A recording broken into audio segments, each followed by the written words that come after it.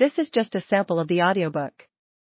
To get the complete audiobook, access the link posted in the first comment.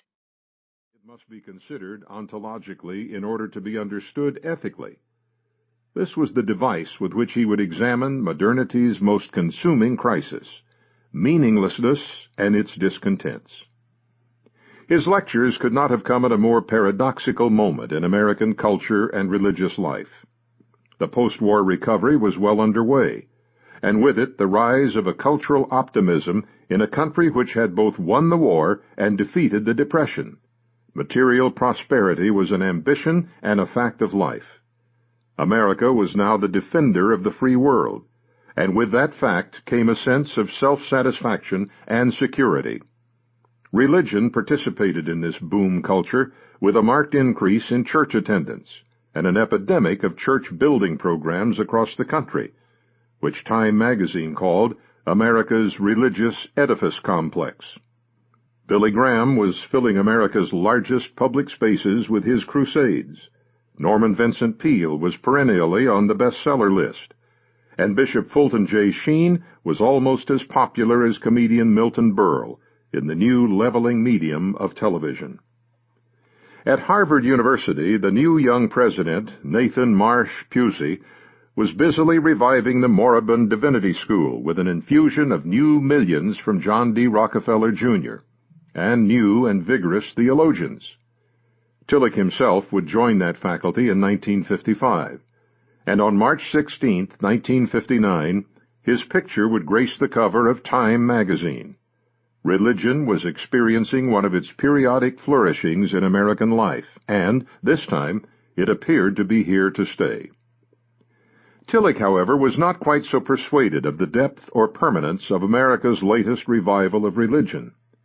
In the middle of the religious boom of the 1950s, in an article entitled The Lost Dimension in Religion, in the June 14, 1958 issue of the Saturday Evening Post, then the most popular magazine in America, Tillich wrote, "If we define religion as the state of being grasped by an infinite concern, we must say, man in our time has lost such an infinite concern. And the resurgence of religion is nothing but a desperate and mostly futile attempt to regain what has been lost." Tillich was not easily impressed by expressions of popular piety and the building boom in churches, and it was to the subject of what had been lost, the so-called lost dimension in religion, to which he turned in The Courage to Be. In our age of intellectual specialization and the marginalization of religion from thoughtful society, and of compelling ideas from much of religion, it is difficult to imagine a theologian being taken seriously by anyone other than other sympathetic theologians. Paul Tillich, however, was taken very seriously by the culture at large, as well as by theologians.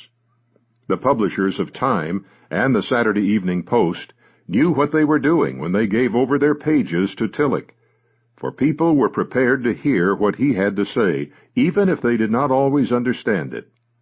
He was, after all, the incarnation of the German, Herr Doktor Professor.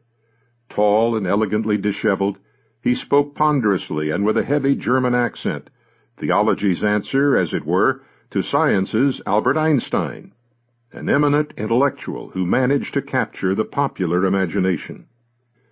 From his platform as a professor at New York's Union Theological Seminary during the 1930s and 1940s, Tillich gained his reputation as a critical and articulate philosopher of culture, appealing to new audiences across the country, eager for more than the popular preaching of the day.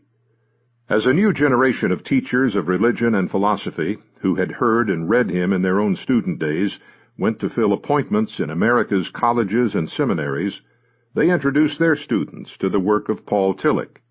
By mid-century, he was a ubiquitous figure on the college lecture circuit and beginning to have an impact. After the publication of his 1952 Terry Lectures as The Courage to Be, Tillich became a genuine intellectual celebrity, with his book appearing on practically every college's reading list. It was the stuff of college bull sessions on religion.